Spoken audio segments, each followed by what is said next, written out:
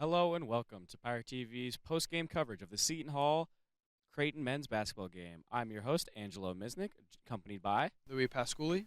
and this was a very close game. This was some very good Big East play we witnessed here tonight. First 32 to 34 minutes, Seton Hall played fantastic. The defense was there. They were getting very good looks. They were getting a lot of very good shots in, and they kept it pretty close with Creighton, even taking the lead on several occasions. But towards the last 6 to 8 minutes, they just started to falter off. Coach Shaw had this to say about how they played for the last few minutes. It's frustrating because it's a game that I thought we had, a game that we needed, right? At home, I thought the crowd was great, and like I said, for 34 minutes, I thought we played as well as we played in a long time. Then the last 6 minutes, we just lost our mind and stopped doing the little things and stopped being disciplined and on the offense and defense, and it cost us. I intend to agree with them. The last couple minutes, they just looked so off. Louis, what do you have to say about the game? Yeah, I was going to say just that. Seton Hall was battling for almost the entire game. They were playing well. It was back and forth. And then they were able to actually grab a 6-point lead leading into those final few minutes that we had talked about. Seton Hall, though, then got a little bit lackadaisical. They committed fouls. They didn't take very good shots, as Coach mentioned. Tyrese Samuel also said that they kind of got into a little bit of haze. And so they were unable to really compete with Creighton as Creighton kept hitting threes. They finished the game with a 60% shooting from beyond the three-point line, and that Seton Hall just could not keep up with that in those last few minutes, and they saw their lead diminish. And then it ended up being that Creighton got ahead, and it was just too much to get back from for Seton Hall. Yeah, they started to just really get too lazy on the defense there. I believe their one player, 55, he had 19 points and 9 rebounds, almost a double-double, 20-point double-double tonight. And Kalkbrenner, the player that we had previously mentioned before in the pregame, who wasn't doing that much around halftime, he started to come back, show his usual playing style, and that combined with how lazy they were with defense kind of put the game away. But one thing to note, Creighton was playing very well the last 6 to 8 minutes. They could not miss anywhere from three. Louis, do you have any idea, like, numbers on these things? How good was Creighton playing tonight?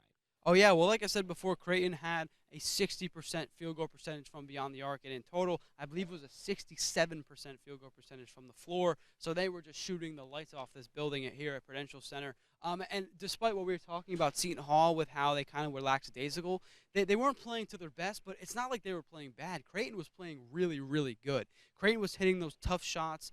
They were facilitating the basketball really well, and like we said, their shooting had just been really, really good all night. And I think there's a correlation between when Kalkbrenner started to do good and when Seton Hall got into foul trouble, right? Tyrese Samuel had 3 fouls in the first half. He then got his 4th pretty early in that second half, and so he was playing a little hesitant defense when he had to on Kalkbrenner.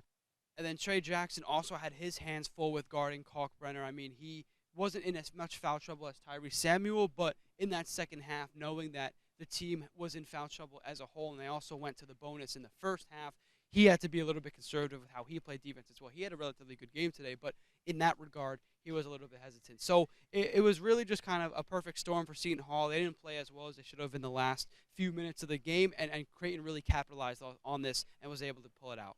Yeah, but overall, I feel like there is a silver lining to this because this was the best I've seen Seton Hall play this whole season. I've been saying this since the start of the season. We're a second-half team. The way we played those first couple 30 minutes was the best ball I've seen so far from this Coach Shaw team. It was fun to watch, genuinely. I was on the edge of my seat the entire game. Casey Nadefo was getting a lot of good blocks in. A little bit, you could ask for a little bit more out of Kadari. He did not shoot the greatest tonight. He had 10 points, but he shot, I believe it was like 4 for 14 from the floor, which is not even close to how he usually performs. But looking towards Villanova this Saturday, I'm optimistic. How do you feel about it, Louis? I agree. I think Villanova is certainly a winnable game. I mean, it's going to take a lot. Seton Hall is going to have to play great in order to win that game. They're going to have to play a little bit better than this game. But I think this is a team that Seton Hall can go in there and turn some heads and then actually come out victorious because Seton Hall is a team that will fight and they will keep pushing and they will keep grinding. They're a very defensive-minded team, and so defense wins games, right? So if Seton Hall can limit Villanova's scoring chances and scoring opportunities, then there's a chance that Seton Hall offense can take over and then get them the W. Yeah, I'll be looking forward to that game this Saturday.